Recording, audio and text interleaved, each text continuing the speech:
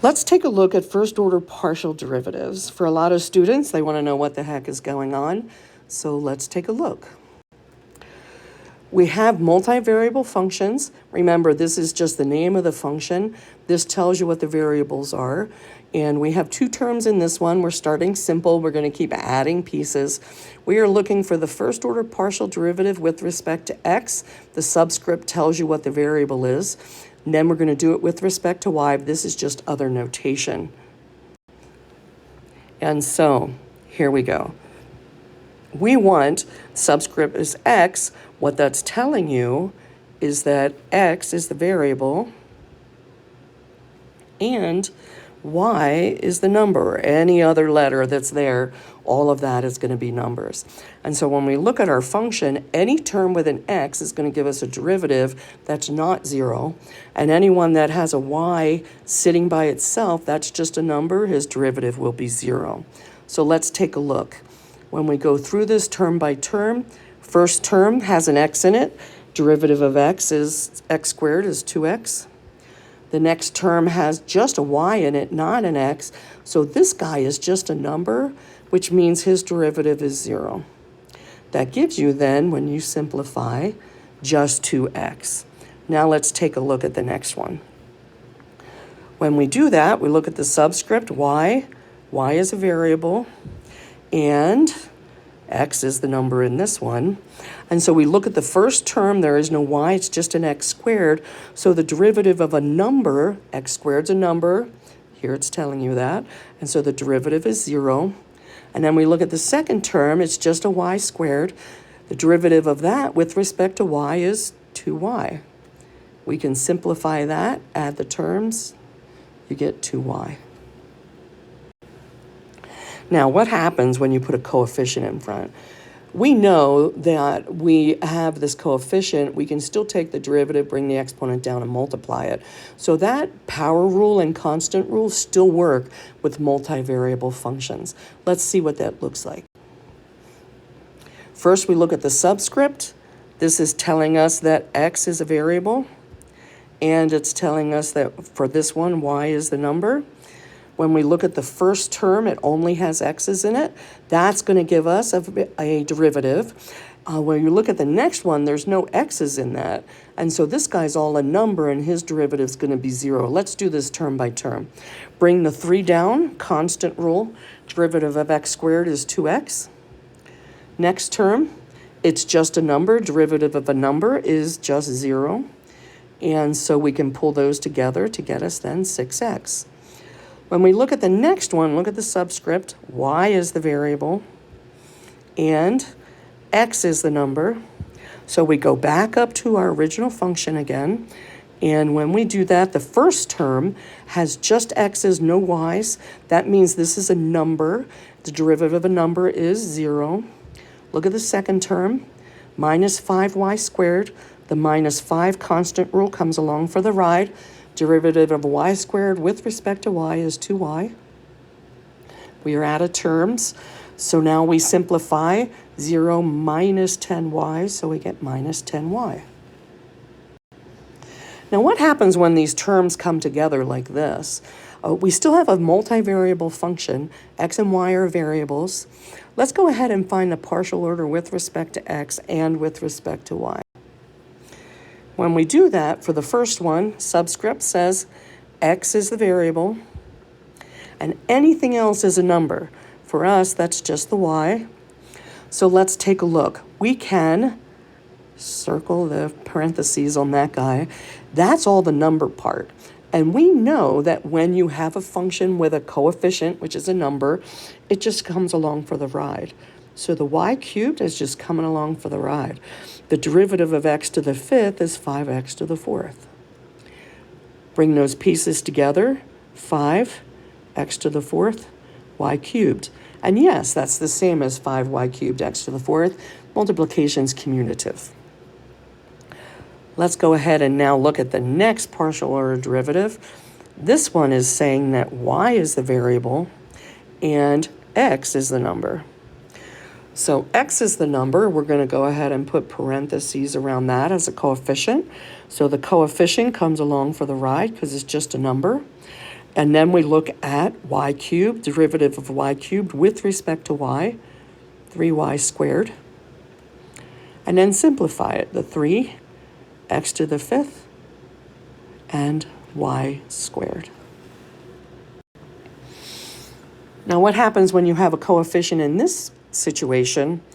This coefficient is just going to come along for the ride for whichever part of this is the constant for the one that we're looking at any given time. What's that mean? For the first one, x is the variable. We know anybody else is a number. And so that means our coefficient, our numbers, are -2 and y cubed. So the coefficient comes along for the ride. What's the derivative of x to the 5th with respect to x? Power rule, 5x to the 4th. And then bring that together. -2 times 5, -10, x to the 4th, y cubed. And no, you can't combine those. The variables are different bases, so we're stuck with them the way they are.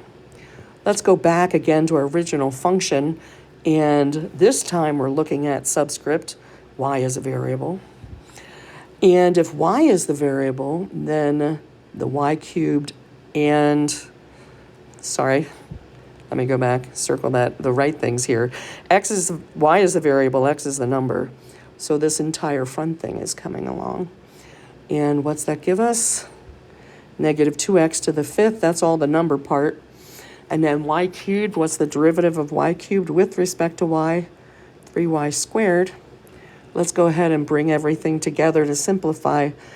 -2 times 3 is -6, x to the 5th, y squared.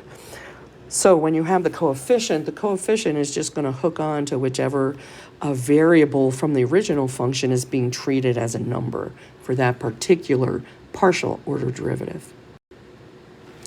Now we have two terms, so let's go ahead and practice what that looks like. We just did one similar to this, meaning it's got a number and it's got both variables from the multivariable function. Then we have another term. Now when we do the partial order with respect to x, this guy's going to have a derivative with variables in it because he's got a variable in him that we're working with. But this doesn't have an x, so his derivative is just going to be 0 because he's a number. But when we look with a partial with respect to y, this one has a y in it, this one has a y in it, so our partial order derivative will have two terms that are not 0. And so let's look at this guy first. X is the variable. I'm going to go ahead and write the other piece. Y is the number, just so I don't forget to do that. And look at the first piece. X is a variable. Y is the number, so it's a -2. And y to the 4th is all the number piece. So we pull them all out front. And then we look at that x squared. Derivative of x squared is 2x with respect to x. When we look at the next term, it just has a y in it. That's a number. The derivative of a number is 0. So we just get +0. So that guy gives us -2 times 2, -4, x, y to the 4th. All right, let's go back up here to the original now. And we're going to again look. This time, though, y is the variable and x is the number. So what's that look like with that first term? X is the number, -2 is a number, so this whole piece is the coefficient. So we get -2x squared. And then the derivative of y to the 4th, 4y cubed. Look at the next term. For the next term, it has a y in it. So the derivative with respect to y is -17, y to the 16, power rule there. Let's go ahead and pull everything together. -2 times 4 is -8, x squared, y cubed. Sorry, lost him. -17, y to the 16. Just two more for us. Multivariable function, x's and y's. This guy has x's and y's. This guy has x's and y's. So they're both going to have two terms at least for the partial order. This is a number. It doesn't matter what you're taking the derivative with respect to. That guy's always going to 0. So he almost has little to no effect on anything. Let's take a look at the x. partial order with respect to x is a variable, y is the number. And if y is the number, then 4 and y squared are both a coefficient for us. The variable term, what's the derivative of x cubed with respect to x? It's 3x squared. For the next term, x is the variable. So again, we have 3 is a coefficient, y squared is a coefficient. So we get 3y squared. What's the derivative of x with respect to x? 2x. What's the derivative of negative 17? Is just a number at 0. So this guy's partial order derivative with respect to x will be 4 times 3, 12, x squared, y squared, plus 3 times 2, 6, xy squared, and plus 0. Next guy, y is the variable, x is the number. Go back up here. First term, y is the variable, x is the number. That means this entire piece is a coefficient. So that gives us 4x cubed. Derivative of y squared with respect to y, 2y. Next term, x is a number, 3 and the x squared are the coefficient. Derivative of y squared, 2y. Derivative of negative 17, 0 because it's a number. Let's pull everything together. 4 times 2, 8, x cubed y. 3 times 2, 6, x squared y, and plus 0. And so yes, that's how you roll with those. One more. This one has 3 variables, so we're going to have 3 partial order first derivatives. For the one that's with respect to x is the variable, and then y and z are both numbers. So when we look at this first one with respect to x, both of these are numbers. They are the coefficient, so you get y squared, z cubed. Derivative of the x squared is 2x with respect to x. Next term, is there an x in there? No, the whole thing is number, so the derivative of that is just 0. Next one, is there an x in that? No. So the derivative of that with respect to x is just 0. Simplifying this, it gives us 2x y squared z cubed. Let's look at the next one. Subscript y. Y is the variable. That means that x and z are both the numbers. So let's go back and take a look at the original function again. When we do that, x and z are the numbers, so x squared and z cubed are numbers. They come out front as the coefficients. They come along for the ride. Derivative of y squared, 2y. Next term, x and z are numbers. There is no x, but there's a z cubed and a negative 2. Those are the coefficients, negative 2z cubed. They come along for the ride. Derivative of y to the 4th, 4y cubed. And the last term, y is a variable. There is no y there, so it's plus 0. Let's go ahead and simplify that. You get 2x squared y z cubed. Next term, negative 2 times 4, negative 8, y cubed, z cubed, and then you're done. Go ahead and hit pause and try the last guy with respect to z, and then hit play when you think you have it.